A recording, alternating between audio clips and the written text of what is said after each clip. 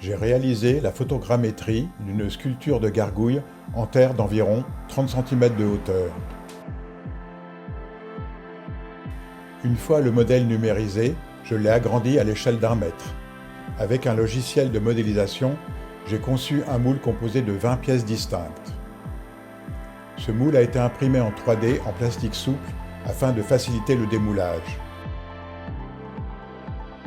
À l'intérieur, un noyau rigide, également imprimé en 3D, a été intégré, permettant à la sculpture finale en béton fibré d'être allégée.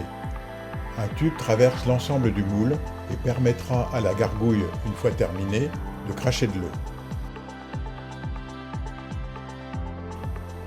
Le poids total ne dépassera pas 175 kg.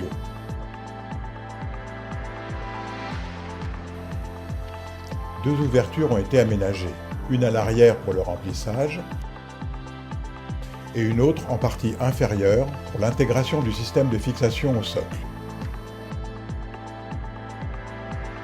Une cage en bois relie le noyau interne au moule par le tube d'alimentation en eau et assure son assemblage. Cette cage est installée dans une structure métallique tubulaire, posée sur un chariot à roulettes et suspendue d'un côté à un palan. Ce dispositif permet d'orienter le moule dans différentes positions de coulage afin d'optimiser le remplissage. Le processus de coulée nécessite une équipe de 4 personnes. 2 opérateurs principaux, A et D, effectuent le coulage du béton. 2 assistants, B et C, débloquent la structure afin de balancer latéralement le moule pour favoriser la répartition du béton et éviter les bulles d'air.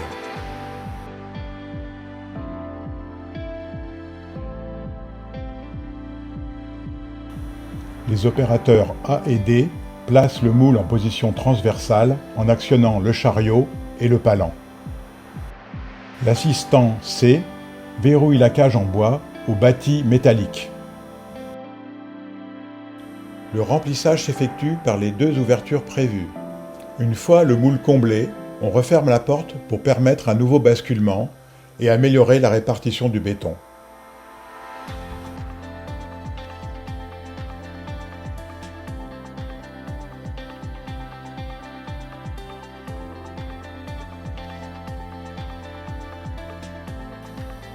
Mise en place d'une 3e position, de nouveau tête en bas.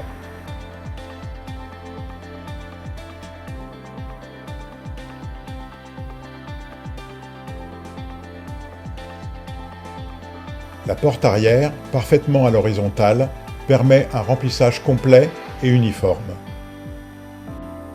Une fois cette étape terminée, la porte est refermée et les opérateurs effectuent un dernier basculement.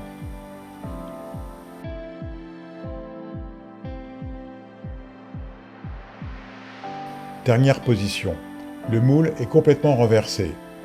La porte de fixation au sol est orientée vers le haut.